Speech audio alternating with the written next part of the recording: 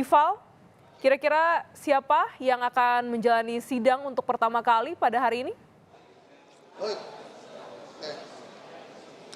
Tampaknya Arif Rahman Arifin yang akan menghadapi sidang vonis lebih dulu karena yang kami pantau di dalam ruang sidang utama ini sudah bersiap untuk tim penasihat hukum dari terdakwa Arif bersama juga dengan jaksa penuntut umum sudah berada di dalam ruang sidang utama, tinggal menunggu kehadiran dari terdakwa dan juga majelis hakim yang bakal membacakan putusan hari ini. Apabila betul kemudian Arif Rahman Arifin yang akan menjadi terdakwa yang pertama kali mendengarkan vonis, maka sisanya adalah Hendra Kurniawan dan Agus Nurpatria akan mendapatkan giliran lanjutannya. Nah, hal ini juga menarik untuk dicermati mengingat Hendra dan Agus ini dituntut oleh jaksa dengan kurungan penjara 3 tahun dengan tambahan denda 20 juta rupiah subsidi 3 bulan kurungan. Sebetulnya menghadapi sidang vonis kali ini apakah ada hal-hal yang mungkin dikhawatirkan oleh terdakwa Hendra dan Agus atau ada optimisme justru bahwa mereka bakal bebas dari jerat pidana? Ini yang mau saya coba tanyakan langsung kepada salah satu anggota dari tim penasihat hukum terdakwa Hendra Kurniawan dan Agus Nurpatria dengan Mas Raga Doyosodiningrat sudah bersama saya saat ini. Mas Aga,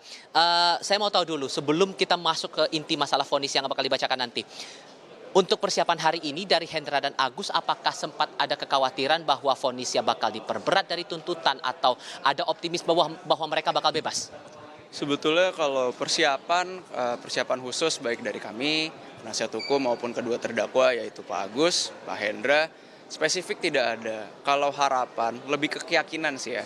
Karena dari fakta-fakta persidangan yang ada, baik dari keterangan saksi, keterangan ahli, dan sudah kami tuangkan dalam pembelaan kami, bahwa ya kedua klien kami ini sudah sepantasnya dibebaskan. Itu sih. Apa alasan yang paling mendasar? Alasan yang paling mendasar mungkin ya dari pledoi kami yang segitu banyak bisa saya angkat sedikit. Bahwa klien kami ini atau baik Pak Hendra maupun Pak Agus dituntut dan didakwa dengan Undang-Undang ITE, yaitu pasal 33 junto 49, di mana rumusan unsurnya itu adalah barang siapa dengan maksud atau melawan hukum dan dengan tindakan apapun mengakibatkan terganggunya sistem elektronik atau sehingga tidak dapat dipakai kembali dan sebagainya. Ini juga yang mengemukakan ini adalah ahli pidana dan ahli pidana ITE, bukan saya. Setelah diungkapkan bahwa apa sih maksud atau isi dari rumusan unsur yaitu dengan maksud. Dengan maksud itu adalah seluruh tindakan atau tindakan yang dilakukan oleh pelaku dalam hal ini Pak Hendra dan Pak Agus itu harus dikehendaki sejak awal. Oke, kita tarik dari masalah dengan maksud. Di fakta-fakta persidangan dari berbagai keterangan saksi, dari baik keterangan dari Pak Ferdi Sambo sendiri, dari keterangan penyidik, maksudnya penyidik yang memeriksa pada saat itu penyidik Polres Jakarta Selatan dan terdakwa lain obstruction of justice ini sudah terbukti dan bahkan Sambo sendiri yang mengucapkan bahwa skenario atau cerita yang diceritakan pada tanggal 8 Juli 2022 sehingga terbitlah perintah untuk melakukan pengamanan terhadap DVR itu atau CCTV itu dilakukan pada tanggal 8 Juli 2022. Semua orang, jangankan Hendra, jangankan Agus, bahkan Kapolri itu masih tahu itu adalah sebuah cerita yang benar, sebuah cerita yang meyakinkan. Mereka ini baru tahu bahwa semua ini adalah skenario 1 bulan setelahnya, yaitu tanggal 8 Agustus 2022. Sehingga bagaimana mungkin mereka mengetahui skenario itu dan sudah ada niatan dari awal untuk merusak CCTV itu dari awal saat menerima perintah. Karena pada saat itu mereka memahaminya perintah yang diterima itu adalah perintah yang benar dan perintah untuk melakukan penyelidikan untuk dilakukan koordinasi lebih lanjut kepada Polres. Ini satu unsur. Lebih lanjut, melakukan tindakan apapun dalam Undang-Undang ITE.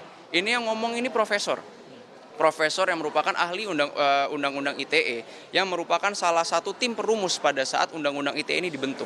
Apa sih maksud dari tindakan apapun? Melakukan tindakan apapun dalam Undang-Undang ITE ini harus diartikan sebagai melakukan tindakan dengan melalui transaksi elektronik atau dengan ya seperti melalui teknologi lah. Melalui teknologi. Jadi tindakan apapun yang mengakibatkan rusaknya atau terganggunya itu harus diartikan sebagai melakukan hacking, menaruh virus dan sebagainya. Sedangkan yang dipermasalahkan dalam kasus ini adalah tindakan Irfan diawali oleh tindakan Irfan yaitu memindahkan DVR. Memindahkan DVR dari poin A ke poin B. Poin B dalam hal ini adalah penyidik pada Polres Jakarta Selatan. Perbuatan yang berbeda sehingga ya kami yakin karena dalam menjatuhkan pidana atau menetapkan bersalah atau tidaknya seseorang, seluruh rumusan unsur pasal itu harus dipenuhi. Ini 2 aja sudah tidak terpenuhi, unsur dengan maksud atau dengan melawan hukum dan unsur dengan melakukan tindakan apapun. Sehingga sudah sepantasnya dan sudah sewajarnya kami sebagai penasihat hukum dan para terdakwa juga berkeyakinan bahwa mereka ini harus dibebaskan. Masalahnya yang juga kita pelajari dalam sidang 340 di minggu lalu, ini vonis bagi para terdakwanya saja sebagian besar diperberat. Apakah itu ada kekhawatiran yang mungkin sudah disampaikan unek-unek ke teman-teman penasihat hukum dari kedua terdakwa? Kalau misalnya dari kami ya, harapan kami majelis hakim dalam memvonis pada hari ini dan besok itu benar-benar tegak pada hukumnya, lurus pada fakta-fakta persidangan yang ada, tidak mendengarkan suara-suara di luar, sehingga seharusnya ya dibebaskan itu sih.